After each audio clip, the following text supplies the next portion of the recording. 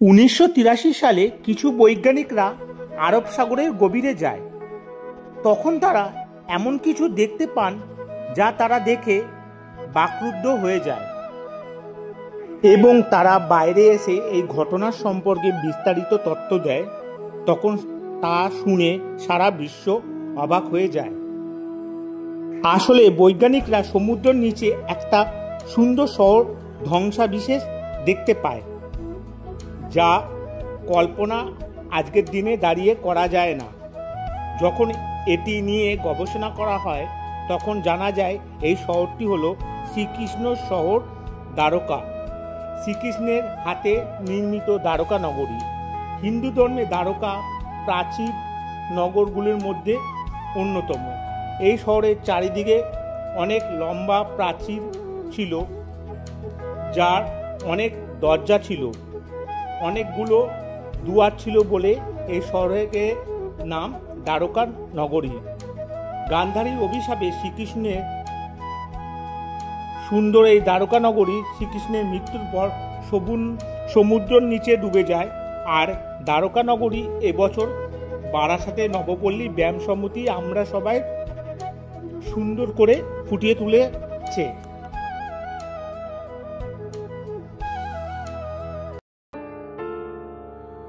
শ্যামা মা কি আমার কালো রে, শ্যামা মা কি আমার কালো, লোকে বলে কালি কালো, আমার মন তো বলে। বন্ধুরা, তোমরা এক টুকরো দ্বারকা নগরী দেখতে চাও যেটা সমুদ্রের তলায় ডুবে আছে? সেই দ্বারকার নগরীকে এবার হচ্ছে বারাসাতে নবপল্লী আমরা সবাই পুজো মণ্ডপে তোমরা দেখতে পারবে। এক টুকরো দ্বারকা নগরী সেম হুবাহু পুজো মণ্ডপের ঠিক। আর 18 তারিখ এখানে উদ্বোধন হচ্ছে, 18 তারিখ উদ্বোধন হয়ে যাবে। তাই তোমরা যারা 18 তারিখের মধ্যে আসতে চাও, 18 তারিখে আসতে চাও, তাহলে ফাঁকা ফাঁকা এই পুজো মণ্ডপ দেখতে পারবে। তারপর ভিড় হয়ে যাবে, তারপর ভিড়ের মধ্যে তোমাদের দেখতে হবে। তাই তোমরা যত তাড়াতাড়ি পারো এই পুজো মণ্ডপে দেখে যাও। তোমাদের বলে দিই, এখানে নবপল্লী 3টে আছে। একটা হচ্ছে নবপল্লী আমরা সবাই, যেটা দ্বারকা নগরী করেছি। একটা নবপল্লী অ্যাসোসিয়েশন, যেটা হচ্ছে বৃন্দাবনে চন্দ্রোদয় মন্দির করেছে। আর একটা হচ্ছে নবপল্লী ব্যায়াম সমিতি, সেটা হচ্ছে পুকুরের সামনেই একটা আমরা এখন এসেছি নবপল্লী আমরা সবাই পুজো মণ্ডলে। তাহলে চলো যাওয়া যাক। এই যে দেখো বন্ধুরা, রং করছে, আর উপরে মাথার চূড়াটা দেখো স্প্রে রং করছে।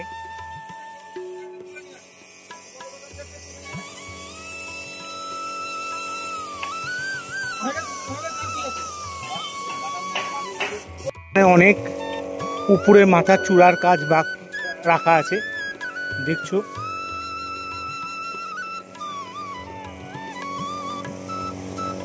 পুরো ফাইবারের টেক্সচারের উপরে বানানো।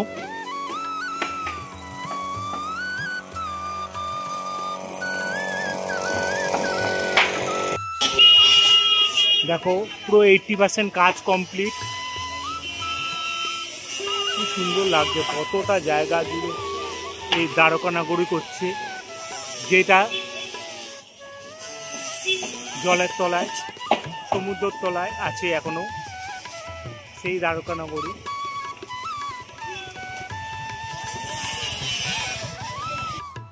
ভিতরটা ঢুকলে মনে হবে কোনো রাজমহলে এসছি। উপরে স্তম্ভগুলি দেখো, পুরো রাজমহলে যেমন উপরে থাকে তেমনই।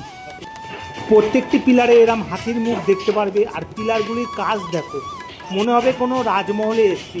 বলতে বলতেই রাজাকে দেখতে পাচ্ছি, রাজা বসে আছে রাজমহলের ভিতরে। আর কি সুন্দর দেখো, উপরে ঝাড়ের কাজ, রাজা যেখানে বসে আছে কি নিখুঁত নিখুঁত কাজ দেখো।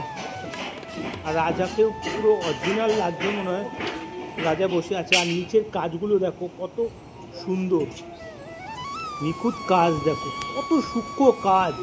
সব প্লাস্টার অফ প্যারিস ও ফাইবার কাস্টিংয়ের কাজ। আর এই যে রাজার রাজার দরবারে এই গুরুজি বসে আছে দেখছো। প্রত্যেকটা রাজার দরবারে সেনাপতি গুরুজিরা থাকে, এখানেও দেখতে পারবে তোমরা।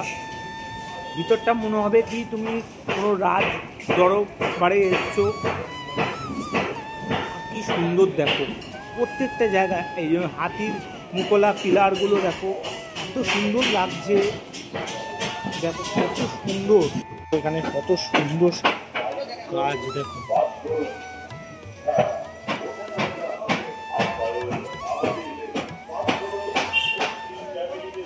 কি সুন্দর দেখো কাজ দেখো।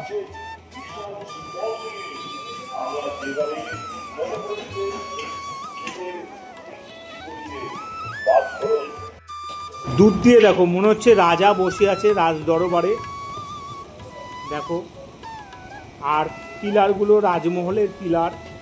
রাজমহলে যেমন ভিতরে পিলার থাকে আর সূক্ষ্ম সূক্ষ্ম কাজ থাকে, ঝাড় থাকে, এখানেও দেখতে পারবে প্রচুর ঝাড়ের কাজ, প্রচুর পিলারের কাজ তোমরা এখানে এই মণ্ডপে ফুটিয়ে তোলা হয়েছে। আমরা চলে এসেছি নবপল্লী, আমরা সবাই পুজো মণ্ডপে একদম ভিতরে। আর এবছর এদের মা কালী কৃষ্ণকালী রূপে ফুটিয়ে তোলা হয়েছে, একদিকে কৃষ্ণ একদিকে মা কালী।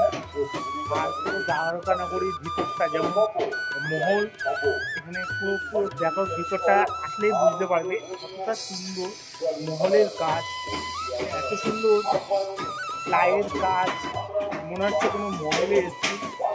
পিলারগুলো দেখে মনে হবে কি কোনো অরিজিনাল পিলারে এসে। আর এখানে সব রাজাদের দেখা যাবে, মানে বিভিন্ন জায়গায় বিভিন্ন রাজাদের কাহিনী এখানে ফুটিয়ে তোলা হয়েছে। অবশ্যই নবপল্লী আমরা সবাই পুজো মণ্ডপে আসো। এটার ঠিকানাটা হচ্ছে নবপল্লী মোড় থেকে তোমরা বয়েজ স্কুলে সামনে বলবে, সামনেই বয়েজ স্কুল। আমরা সবাই ক্লাবের সামনেই হচ্ছে বয়েজ স্কুল, নিয়ার হচ্ছে বয়েজ স্কুল। এখানে আসলেই তোমরা এই পুজো মণ্ডপ দেখতে পারবে। কৃষ্ণকালীতে দেখতে পারবে এক হাতে চক্র, দুই হাতে বাঁশি আর এক হাতে খাড়া। মায়ের অর্ধেক অংশ কালী আর অর্ধেক অংশ কৃষ্ণ। টোটালটাই দেখো, কাপড়টাও দেখো, এক পাটে হচ্ছে আমার ডান দিকে হচ্ছে কালী, বাঁ দিকে হচ্ছে কৃষ্ণ। এই কৃষ্ণের পা,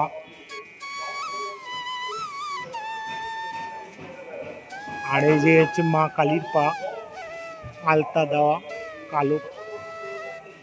আর কাপড় মা কালীর কাপড় কারুকার্য। আর একদিকে গলায় হচ্ছে মালা, একদিকে হচ্ছে সব ডাকিনী যুগিনীদের কঙ্কাল গলায়। শ্যামা কি আমার কালো রে, শ্যামা মা কি আমার কালো। লোকে বলে কালী কালো, আমার মন তো বলে না।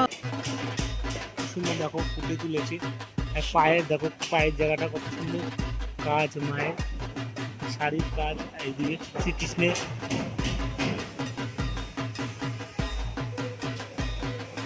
শাড়ির কলকার কাজ করছে এখনো।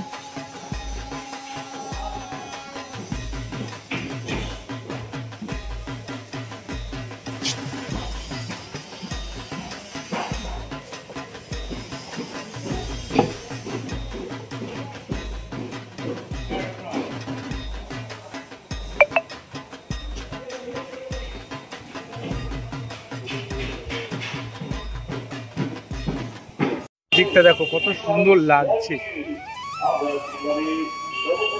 পুরো দারুণ লাগছে। দেখো ঝাড়গুলো লাগিয়েছে আর পিলারগুলোর জন্য জায়গাটা এত সুন্দর ফুটেছে।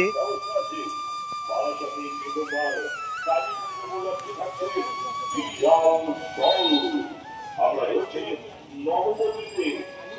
এই দিকেও দেখতে পারবে।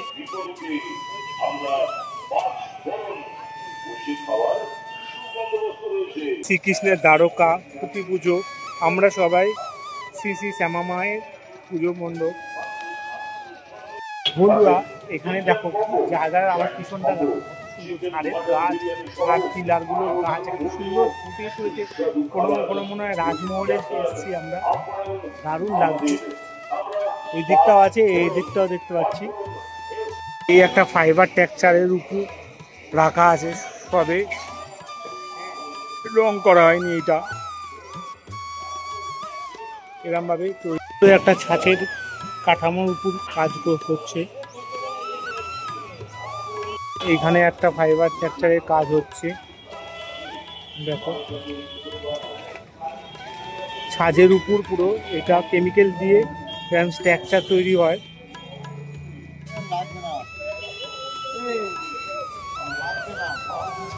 দেখো দূর দিয়ে কতটা সুন্দর লাগছে, কতটা বড় প্যান্ডেলটা। প্রতি বছর এই দিকে মুখ করে হয়, এবার এতটা জায়গা মণ্ডপটা এতটা চওড়া, সেই জন্য এই সাইডে করে করছে। দেখো লাইট পড়েছে, কি সুন্দর ফুটেছে, হলুদ বর্ণের, দারুণ লাগছে। ভিতরে লাইট জ্বলছে, মনে হবে সেই পুরনো দ্বারকাকে আমরা, শ্রীকৃষ্ণের পুরনো দ্বারকাকে আমরা ফিরে পেয়েছি। সেই সমুদ্র থেকে আবার নতুন করে দ্বারকা, সেই কোনো কথা হবে না, নতুন সেই দ্বারকাকে আমরা দেখতে পাচ্ছি। কি অপূর্ব লাগছে, ভিতরের কাজ দেখো এত অপূর্ব। তোমরা যারা হাওড়া শিয়ালদা থেকে আসতে চাও, কিন্তু তারা বারাসাতে দমদম থেকে শিয়ালদা থেকে যেসব বনগা লোকাল, বসিরহাট লোকাল যায়, সেই ট্রেন ধরবে, বারাসাতে নামবে। বারাসাত থেকে তোমাদের অটোতে লাগবে 10 থেকে 15 মিনিট। এই নবপল্লী আমরা সবাই পুজো মণ্ডপ, এখানে অটো তোমার টোটো সবই আসে এই আমরা সবাই পুজো মণ্ডপে। তাই অবশ্যই তোমরা এই বারাসাতে আমরা সবাই পুজো মণ্ডপ দেখে যাও, খুব সুন্দর।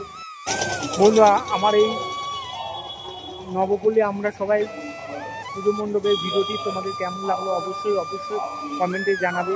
আর যদি ভালো লেগে থাকে লাইক শেয়ার কমেন্ট করতে ভুলো না যেন। ভালো থেকো এবং সুস্থ থেকো। পরবর্তী ভিডিও খুব তাড়াতাড়ি আসতে চলেছে, দেখতে থাকো।